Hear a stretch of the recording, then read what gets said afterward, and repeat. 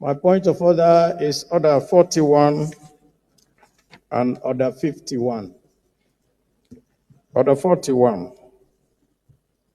Matter for discussion may matter of urgent public importance. The matter for discussion shall, if possible, be referred to the President of the Senate before commencement of the day's sitting, and the President of the Senate shall refuse to allow the order and the claim unless he is satisfied. Senator Abaribe, we don't wish to. You can continue. We are through with these two orders. You may proceed to state your matter. Thank you, Mr. President. This matter is a motion to immortalize the architect of June 12, Professor Humphrey Nwosu. And I'm not the only sponsor. This is also sponsored by other senators, Senator Abamoro, Senator Joseph Okalo, Senator Austin Akobondo, Senator Aliero, Senator Victor Ume, Senator Victor Moye, Senator Okechukwu, Senator Kelvin, Senator Ositangu, Senator Mwebonye, Senator Antonio Corey Ane, Senator Citizen Aso, Senator Nyewuchi Ezenwa, and Senator Chenwuba Ndubweze. The Senate notes that the late Professor Humphrey Nwosu was a former National Electoral Commission NEC chairman from 1999 to 1993. Further notes that Professor Humphrey Nwosu supervised the 1993 presidential elections. Aware that the courageous defense of democratic electoral process during the 1993 presidential election led to the famous June 12 slogan, which ultimately confirmed Alhaji MKO Abiola as the winner. It's okay.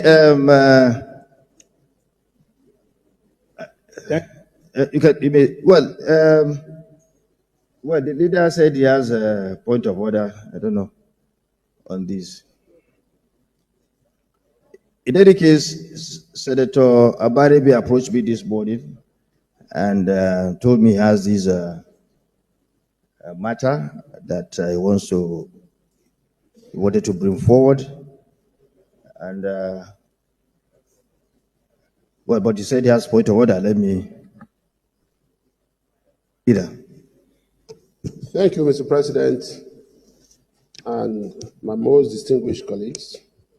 My point of order is pursuant to Order 41, Sub 3 of our rules.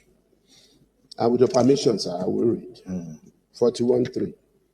A senator moving a motion under combined orders 41 and 51 shall ensure that copies of the motion are available for all senators when approval to move the motion is granted.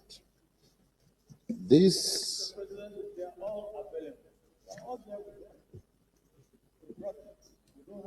well,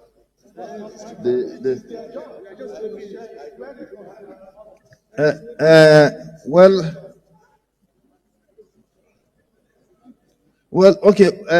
This is an issue that is in our rules.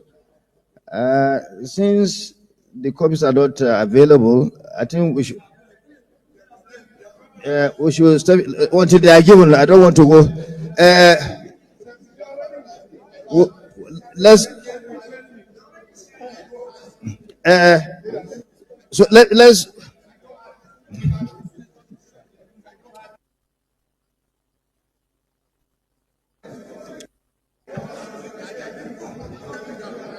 step it down until everybody gets it. We'll come back to it. Your point of order is upheld. No. The leader said it. Yes, leader. Continue. The leader of the Senate. Continue.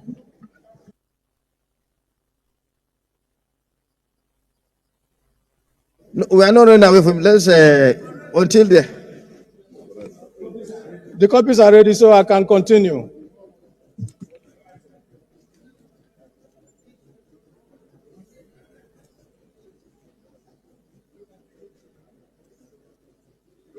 All we want is just immortalization. We have it now.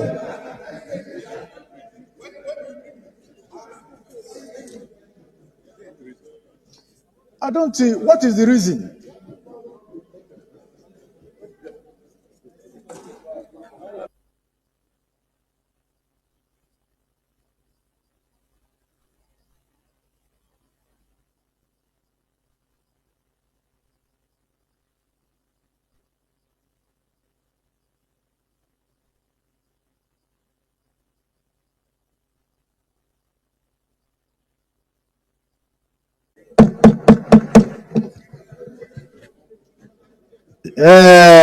My esteemed colleagues, of course, this motion is very, very controversial. But we're in a democracy. We allow our colleagues to table their views, and it's left for the Senate to decide on what to be done on such views. Others see him as someone. Anyway, you move your motion. Okay, my colleagues, can you please listen? Can you please listen? Now it's up to you. I'll put the question and I'll walk in line with whatever you decide. Of course, it's a bit controversial. Some see him as someone who truncated June 12. Some see him as a hero of June 12. So it's up to you. We'll put the question. Those in favor that this motion should go through, please say aye. Those against, say nay. The nays have it.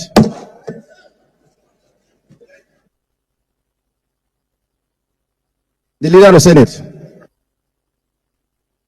I just hope that these two senators who were engaged in is it brow or who were engaged in exchange of words at the Senate chamber earlier today will also be suspended, because that was exactly what happened with Akpabio and Natasha Akpoti-Uduaghan.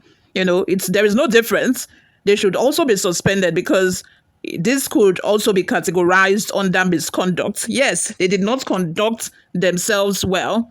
They went at each other, shouting at each other. It was just a shouting match. And as you can see already by the video I have posted, it was just a shouting match. And you guys, what is going on at the Senate chamber of recent? Because it just seemed like every single day we are getting a story of, a senator and another person, shouting at each other, insulting each other. Yesterday it was Obi Ezekwesili with Senator, is he Ebonyi? The senator from Ebonyi State. That young man insulted, a 70-year-old plus woman. I'm very glad that he later admitted on Arise Television that she's old enough to be his mother.